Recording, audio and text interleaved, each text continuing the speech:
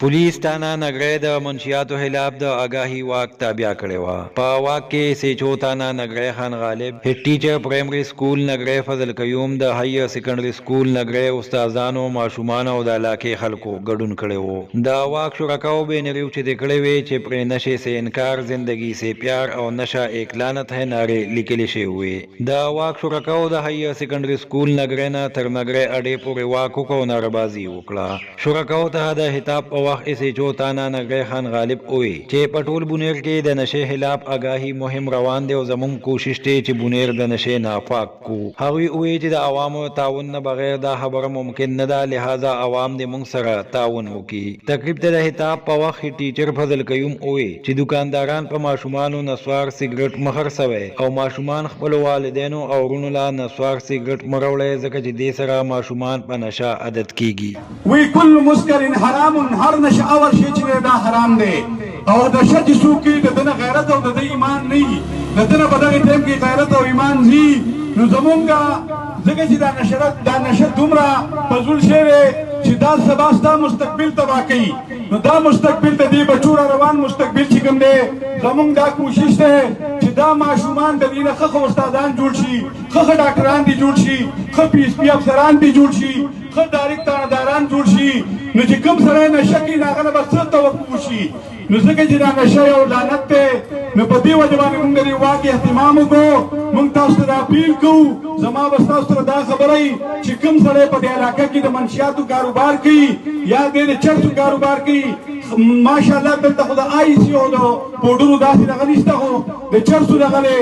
د کته پونیر کې د آی سی او د دې ډېر لوی دغه دی. نو دلته موږ تاسو دا اپیل کوو چې کوم سړی تاسو ولیدو نو موږ د خفیا زما نمبر به د هر څه سره یې که چا سره نه زه به خپل نمبر درکړم، خو خفیا ته ور چې کوم دی نو موږ ته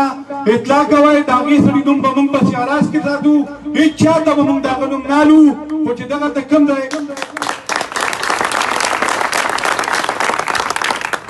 چا د چرسو سیګریټ نه کړی، څوک د چرسو کاروبار کوي، څوک دا چرس دلته راوړي، څوک یې خرڅوي. زما تاسو ته دا فیل دی که هغه لوی دی که وړوکی دی که مشر دی که د علاقې سره دی که بازار کې، خو موږ ته پوري طور ټلیفون کوئ، زموږ تاڼې ته اطلاع کوئ، نو انشاءالله موږ به پوري طور زموږ دا درخواست دی اواز چې کوم دی د زموږ رسي خبر په ځان باندې څوک بده نه ګڼوئ، بنیاد وګڼئ که زما بچی نشه کوي دا ما عادت کړی دی، ما وله 10 روپۍ نسوار له ورکړې، ما وله 20 روپۍ سیګریټو له ورکړې ورشي بچي دا ما راوړه. او زما خوږو شاګردانو تاسو ته یو سوال کوم، یو واده به راسره تاسو کوئ، د مور پلار هر حکم ومنئ، هر حکم یې ومنئ، تاسو پیدا د هغې نه یې، خو استاد ستاسو روحاني پلار دی او هغه هم حقیقي پلار دی. نن تاسو ته ستاسو روحاني پلار دا بنا کوي چې د پلار به دا یوه خبره نه منئ چې هغه تاسو ته وایي چې ورشه ما له سیګریټ راوړه وایي ابوجانه دا به ما مه راوړه، خفه کېږه ما. ابوجان نه درته وایي ورشه ما له نسوار راوړه، ابوجان وایي نسوار راوړو دپاره نه،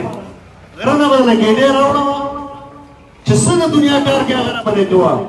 خو تا له د بازار نه نسوار او سیګریټ نشم راوړی. تاسو یو ورځ خپل پلار ته دا ووایئ، هغه به پخپله وشرمېږي، تاسو ته به وینا نه کوي.